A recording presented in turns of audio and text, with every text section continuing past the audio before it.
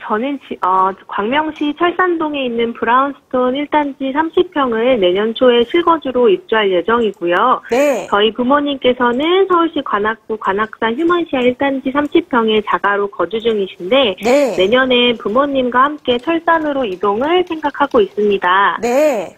이때 휴먼시아 아파트를 매매하고 이동하는 게 맞을지 전세로 가는 것이 맞을지 궁금하고요. 네. 또 매매를 한다면 매매 시점과 지금 브라운스톤 1단지 주변 아파트를 고려하고 있는데 현재 네. 휴먼시아랑 비교했을 때 미래가치 측면에서 어떤 곳이 조금 더 투자 가치가 있을지 여쭤보고 싶습니다. 네, 굵직굵직 두 가지 질문 주셨습니다. 한 가지 질문이 있는데요. 관악산 휴먼시아 1단지는 언제 매수를 하셨을까요?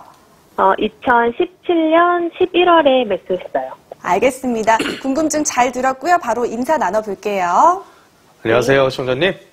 안녕하세요. 네, 반갑습니다. 질문 말씀해 주신 게 좀 길어서 정리를 한번 다시 해볼게요. 네. 일단은 합가를 하신다는 말씀이신가요? 아니면 지역만 같은 지역에 거주를 하시기 원한다는 말씀이신가요? 지역만 같은 지역에 거주를 할 예정이에요.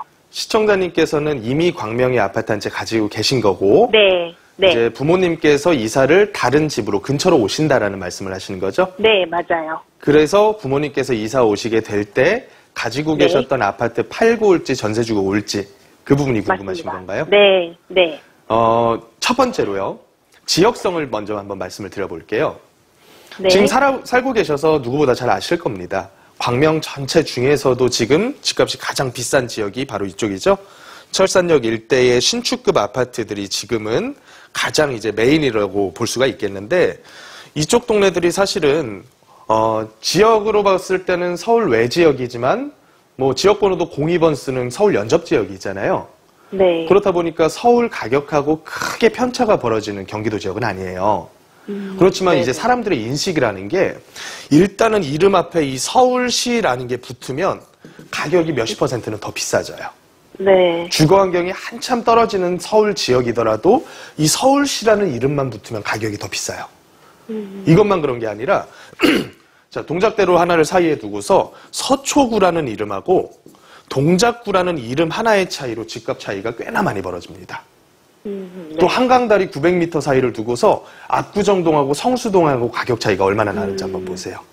그러니까 네. 결론적으로는 거주에 있어서 거주의 편리성은 저는 이쪽이 더 좋다라고 봐요.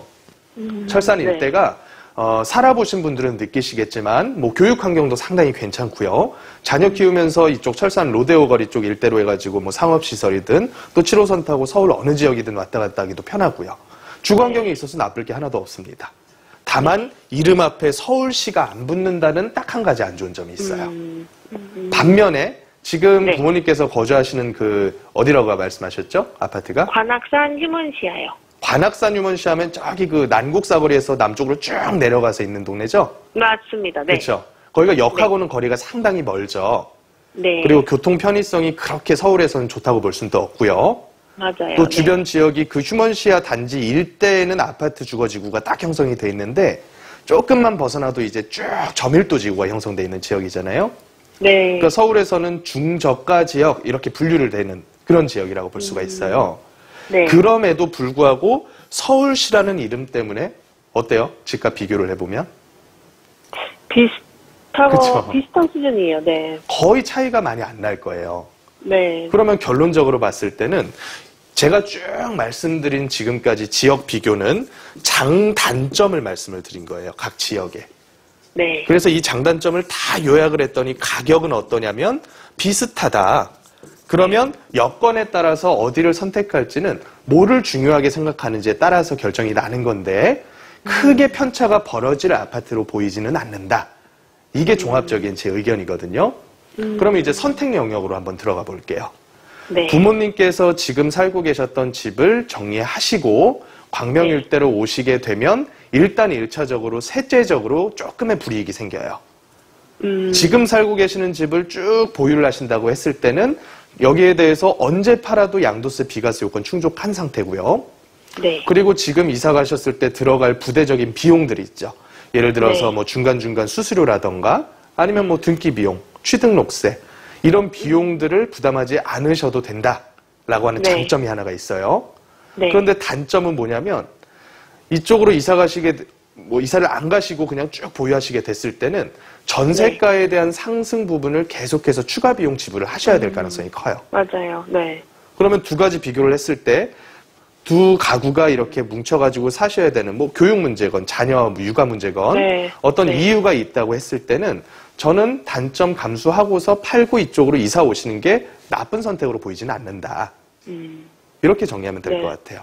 그렇다고 해서 지금 신림동 그 아파트 정리하고 철산으로 왔을 때 추가적으로 철산만 쭉 더 올라갈 가능성은 조금 낮지 않을까.